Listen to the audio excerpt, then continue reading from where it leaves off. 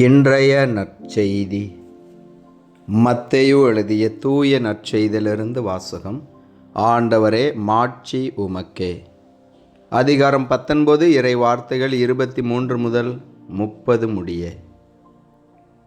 அக்காலத்தில் இயேசு தம் சீடரிடம், செல்வர் விண்ணரசில் புகுவது கடினமென நான் உங்களுக்கு உறுதியாக சொல்கிறேன். மீண்டும் உங்களுக்கு கூறுகிறேன், செல்வர் இறையாட்சிக்கு உட்படுவதை விட ஊசியின் காதில் ஒட்டகம் நுழைவது எளிது என்றார். சீடர்கள் இதை கேட்டு, அப்படியானால் யார்தாம் மீட்பு பெற முடியும் என்று கூறி மிகவும் வியப்படைந்தார்கள். இயேசு அவர்களை கூர்ந்து நோக்கி, மனிதரால் இது இயலாது, ஆனால் கடவுளால் எல்லாம் இயலும் என்றார். அதன் பின்பு பேதுரு இயேசுவை பார்த்து, நாங்கள் எல்லாவற்றையும் விட்டுவிட்டு உம்மை பின்பற்றியவர்களாயிற்றே, எங்களுக்கு என்ன கிடைக்கும் என்று கேட்டார். அதற்கு இயேசு, புது படைப்பின் நாளில் மானிட மகன் தமது மாட்சிமிகு அரியணையில் வீற்றிருப்பார். அப்போது என்னை பின்பற்றிய நீங்களும் இஸ்ரேல் மக்களின் 12 குலத்தவர்க்கும் நடுவர்களாய் 12 அரியணைகளில் வீற்றிருப்பீர்கள் என உறுதியாக உங்களுக்கு சொல்லுகிறேன். மேலும் என் பெயரின் பொருட்டு வீடுகளையோ சகோதரர்களையோ சகோதரிகளையோ தந்தையையோ தாயையோ பிள்ளைகளையோ புலங்களையோ விட்டுவிட்ட எவரும் 100 மடங்காக பெறுவர், நிலை வாழ்வையும் உரிமை பேராக அடைவர். ஆனால் முதன்மையானோர் பலர் கடைசியாவர், கடைசியானோர் பலர் முதன்மையாவர் என்று அவர்களிடம் கூறினார். ஆண்டவரின் அருள்வாக்கு. கிறிஸ்துவே உமக்கு புகழ். ஆண்டவர் இயேசுவில் அன்பார்ந்த இறைமகன் கேத்தலிக் டிவி நேயர்களே, உங்கள் அனைவரையும் உயிர்த்த நம் ஆண்டவர் இயேசு கிறிஸ்துவின் பெயரில் அன்போடு வாழ்த்துகிறேன். உங்கள் அனைவருக்காகவும் நான் திருப்பலி ஒப்பு கொடுத்து சிறப்பாக ஜெபம் செய்கிறேன். இன்றைய நற்செய்தி வாசகத்திலே ஆண்டவர் இயேசு சொல்கிறார், செல்வர் விண்ணரசில் நுழைவது மிக கடினம். ஏன் இவ்வளவு உறுதியாக ஆண்டவர் இயேசு சொல்கிறார்? ஏனென்றால் இந்த உலகத்தில் அன்று முதல் இன்று வரை பணம் என்பது கடவுளோடு போட்டி போடக்கூடிய ஒன்றாய் இருக்கிறது. பணத்தை வைத்து மனிதன் இந்த உலகத்திலே எதையும் செய்து விடுகிறான்.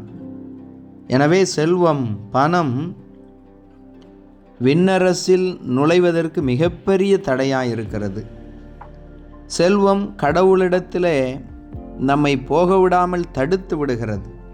எனவேதான் செல்வர் விண்ணரசில் நுழைவது மிக கடினம் என்று ஆண்டவர் சொல்லுகிறார். என் அன்பு சகோதர சகோதரிகளே, உங்களுடைய வாழ்க்கையிலே நீங்கள் யாருக்கு பணிவிடை செய்கிறீர்கள்? கடவுளுக்கா, செல்வத்திற்கா? கடவுளுக்கா, பணத்திற்கா? உங்களுடைய வாழ்க்கையிலே நீங்கள் எதற்கு அதிக முக்கியத்துவம் கொடுக்கிறீர்கள்? என் அன்பு சகோதர சகோதரிகளை, இன்றைய உலகிலே பார்க்கிறோம், பணம் இருப்பவர்கள் அதிகாரத்தை பிடித்து கொள்கிறார்கள். அந்த அதிகாரத்தை கொண்டு தங்களுக்கு விரும்பியவாறு சட்டங்களை கூட ஏமாற்றி தப்பித்து கொள்ளுகிறார்கள். பணம் இருந்தால்தான் மதிப்பு கிடைக்கிறது. பணம் இருந்தால்தான் மருத்துவர் சிகிச்சை செய்கிறார். பணம் இருந்தால்தான் படிக்க முடிகிறது. நல்ல கல்வி நிறுவனத்தில் இடம் கிடைக்கிறது. இப்படியாய் பணம் ஒரு பிரதானமானதாக, முக்கியமானதாக நம்முடைய அன்றாட வாழ்க்கையிலே இருந்து விடுகிறது. ஏன், பெற்றோரை கூட பணம் இருந்தால்தான் கவனித்து கொள்ளுகிறார்கள். அந்த அளவிற்கு பணம், செல்வம் இந்த மனிதனை அடிமையாக வைத்திருக்கிறது. நாம் இங்கே கடவுளை மறந்து விடுகிறோம். எனவேதான் ஆண்டவர் இயேசு சொல்லுகிறார், செல்வர் விண்ணரசில் நுழைவது மிக கடினம். என் அன்பு சகோதர சகோதரிகளை, இறைவன் உங்களை ஆசீர்வதிக்கிறார். உங்களை உழைப்பை ஆசீர்வதித்து உங்களை உயர்த்தி இருக்கிறார்.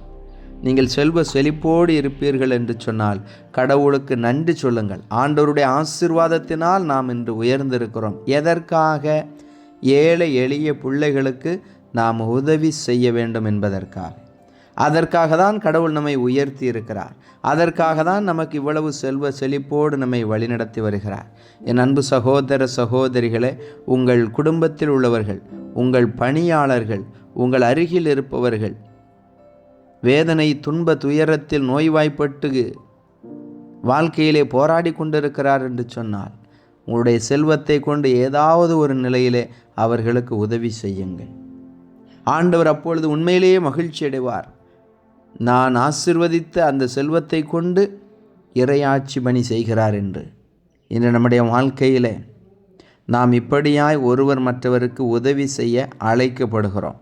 ஆனால் பல நேரங்களிலே நாம் மற்றவர்களுக்கு ஒரு சிறிய அளவிலே உதவி செய்கிறோம், குறைந்த பணத்தை கொடுக்கிறோம். அப்பொழுது அது நமக்கு பெரிய பணமாக தெரிகிறது. ஆனால் நமக்கு வரக்கூடிய வருவாய் பெரிய அளவிலே இருந்தாலும் அது குறைவாகவே தெரிகிறது. ஏனென்றால் நம்மிடத்திலே ஒரு வகையான நிறைவு, திருப்தி இல்லை. கடவுள் எனக்கு தேவையானதை கொடுத்திருக்கிறார். நாம் இப்படி தான் ஜெபிக்கிறோம், எங்கள் அன்றாட உணவை இன்று எங்களுக்கு தாரும்.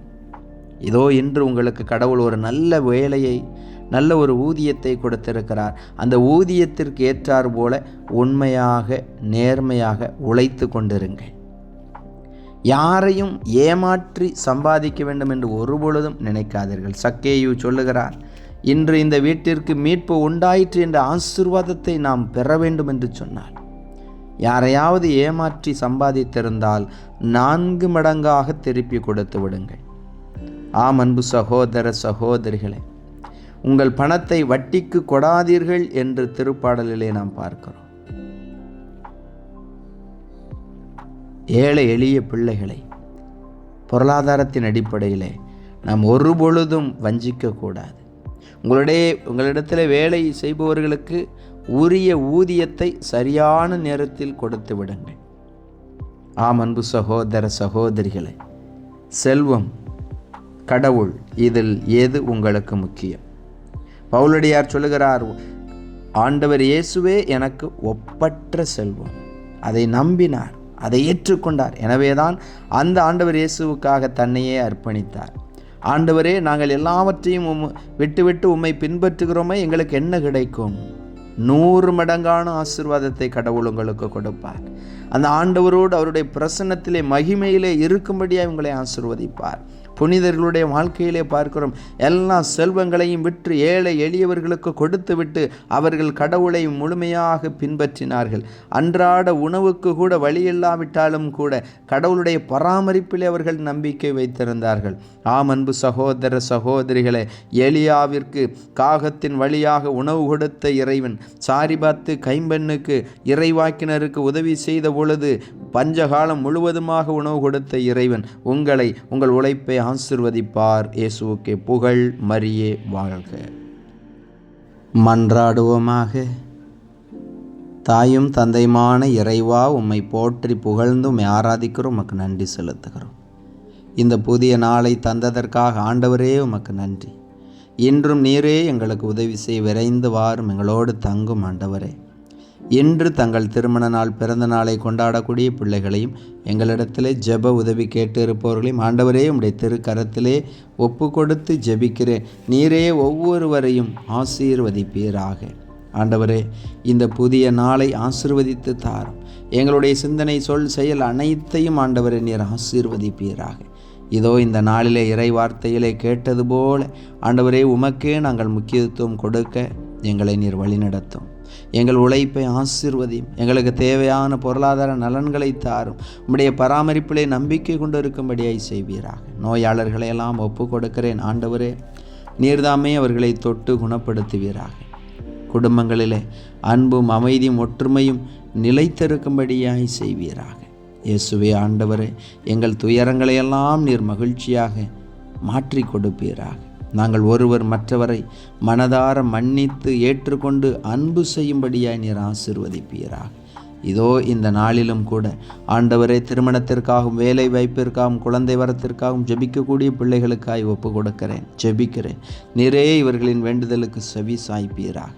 எங்கள் பயணங்களில் எங்களோடு இருந்து எங்களை வழிநடத்தும். உத்தரிக்க நிலையில் இருக்கக்கூடிய ஆன்மாக்கள், யாரும் நினையாத ஆன்மாக்கள், எங்கள் குடும்பத்தில் மரித்தவர்கள் ஒவ்வொருவருக்காகவும் ஜெபிக்கிறேன். ஆண்டவரே, இந்த ஆன்மாக்களை மன்னித்து உம்முடைய விண்ணக பேரின்ப வீட்டிலே சேர்த்து கொள்வீராக.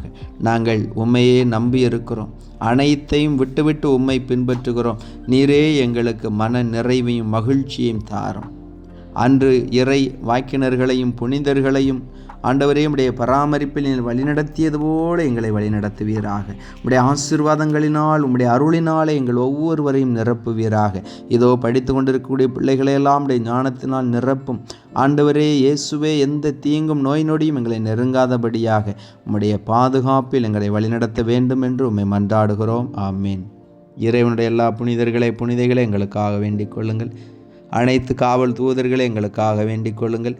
எல்லாம் வல்ல இறைவன், தந்தை, மகன், தூய ஆவியானவர் உங்கள் ஒவ்வொருவரையும் ஆசீர்வதிப்பாராக. ஆமேன்.